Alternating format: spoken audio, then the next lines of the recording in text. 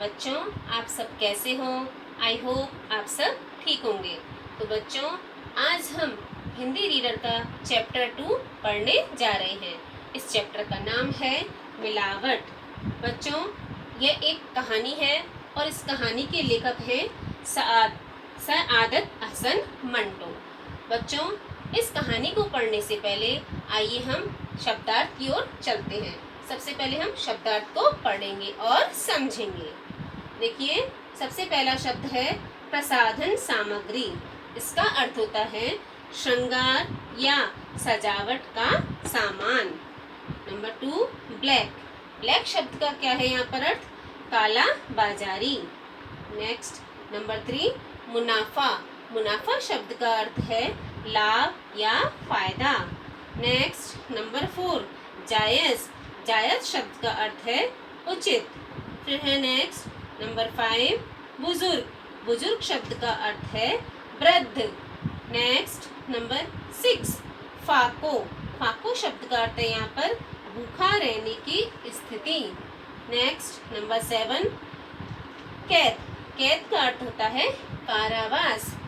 अगला शब्द है नंबर 8, नमाज। नमाज का अर्थ होता है बच्चों मुस्लिम संप्रदाय की प्रार्थना। तो बच्चों, ये तो थे इस पाठ के शब्दार्थ। आइए अब हम इस पाठ की ओर चलते हैं। इस पाठ को पढ़ाने से पहले मैं आपको इसके बारे में कुछ बताना चाहती हूँ।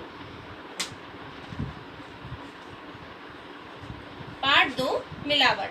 देखो बच्चों, यह एक कहानी है और इसके लेखक हैं सआदत हसन मंटो।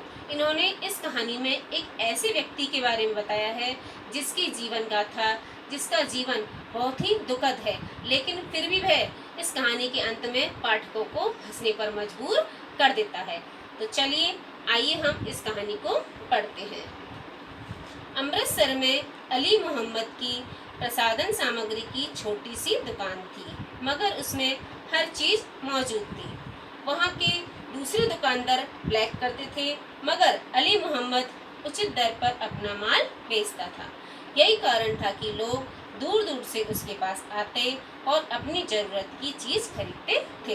तो बच्चों, यहाँ पर एक जिस व्यक्ति के बारे में ये कहानी लिखी है उसका नाम क्या है? अली मोहम्मद।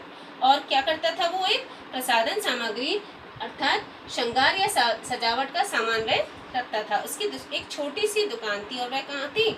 अमृतसर में। उस दुकान में उसके पास हर चीज मौजूद थी और वहाँ के जो दूसरे दुकानदार थे वो क्या करते थे?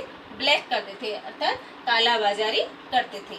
लेकिन अली मोहम्मद क्या करता था? वह उचित दर पर सही मूल्य पर अपना माल बेचता था। यही कारण था कि लोग दूर दूर से उसके पास आते। उसकी इसी वजह से वह अपने सामान की सही रेट लगाता था। इसी वजह से दूर दूर से लोग उसके पास आते थे और अपनी ज़रूरत का सामान खरीदते थे। फिर देखिए, अली मोहम्मद सारा दिन दुकान पर बैठता, ग्राहकों की भीड़ लगी रहती। ब्लैक न करने के बावजूद वह खुशहाल था। वह धार्मिक प्रवृत्ति का व्यक्ति था। ज़्यादा मुनाफा लेना उसके लिए पाप समान था। अकेली जान थी, उसके लिए जायज़ मुनाफा ही काफ़ी था। देखो बच्चों, अब आगे क्या है?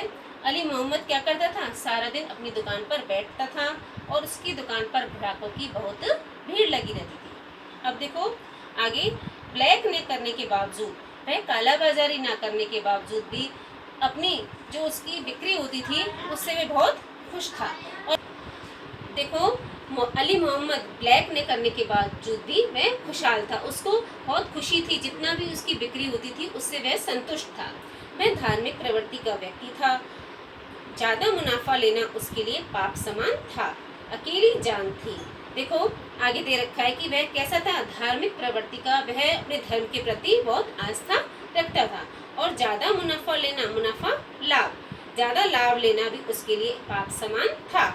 इसका मतलब है अपनी जो उसका सामान होता था उसकी वह सही रेट ही लगाता था, वह उसी में ही खुश था और वह उससे ज़्यादा लाभ लेना इस चीज़ को वो पाप समझता था। अकेली जानती, वह सिर्फ अकेला ही व्यक्ति था। उसके लिए जायज़ मुनाफा ही काफ़ी था। उसके लिए जायज़ मुनाफा यानी कि सही रेट, जो उसका सही लाभ होता था वही उसके लिए बहुत था। अकेली जान के लिए वो अपना इसी से ही वह गुजारा करता था। अली मोहम्मद के पिता काफ़ी समय हुआ अल्लाह को प्यारे हो गए थे। उसकी न कोई बहन थी और न ही कोई भाई। वह बिल्कुल अकेला था।